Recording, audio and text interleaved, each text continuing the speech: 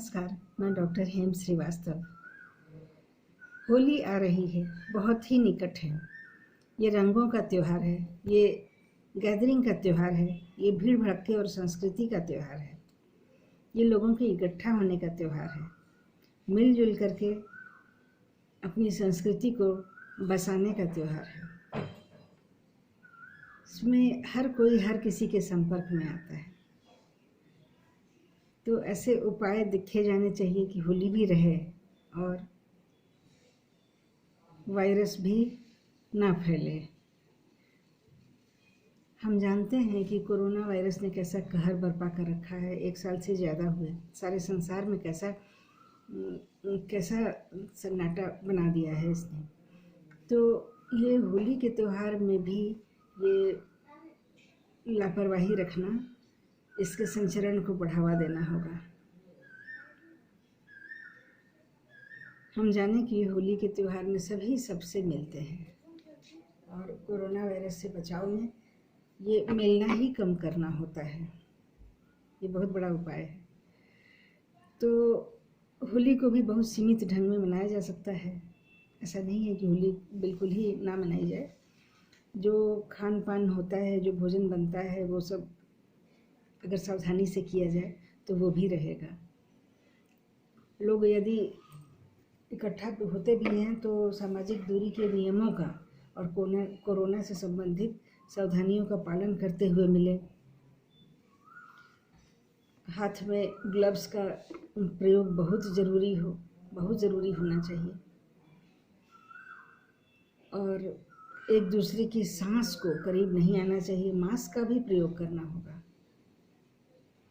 और एक दूसरे को छू करके रंग लगाने की बजाय रंगों को भी सैनिटाइज करके दूर से डाला जा सकता है,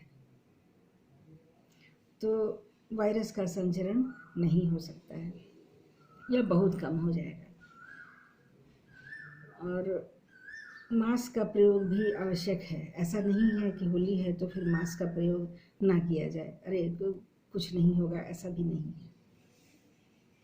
यदि लोग इकट्ठे भी होते हैं तो जितना परमिशिबल लिमिट है, जितनी इजाज़त मिलती है, दूरी को रखते हुए लोग मिले और दूरी बनाए रखें।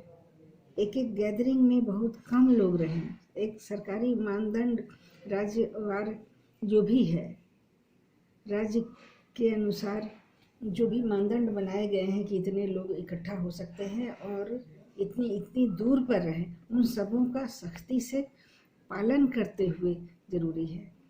याद रखें, जान बचेगी तो होली भी रहेगी, दशहरा भी रहेगा, हर त्यौहार रहेगा।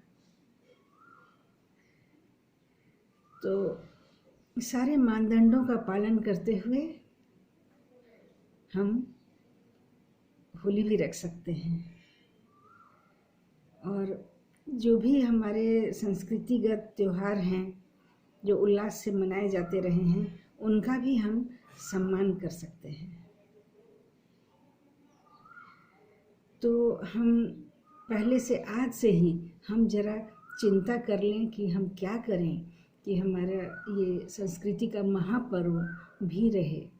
ऐसा ना हो कि हम इतिहास में याद करें कि हमने इस वर्ष होली नहीं मनाई क्योंकि ऐसी बीमारी छाई थी। बहुत ही सतर्कता की ज़रूरत है।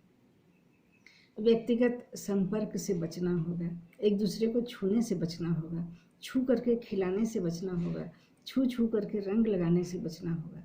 हर सामान सैनिटाइज्ड रखना होगा, हर सामान साफ और सैनिटाइज्ड रखना होगा, चाहे वो खाने का सामान हो या खाना परोसने का सामान हो।